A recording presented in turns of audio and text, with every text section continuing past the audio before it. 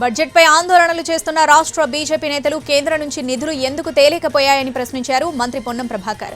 కేంద్ర మంత్రులు కిషన్ రెడ్డి, బండి సంజయ్పై విమర్శలు గుప్పించారు.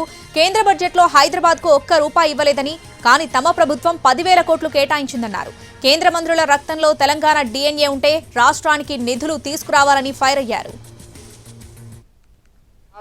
సహేతుకమైన కారణం ఉందా లేదా? కేంద్రంతో ఢిల్లీలో దోస్తీ, గల్లీల కుస్తీ అన్ని బిల్లులకు సపోర్ట్ చేసి ఓన్లీ నీతి ఆయోగ్ బహిష్కరించడం ద్వారా పెద్ద పని చేసినాం అనుకుంటా సరిపోదు.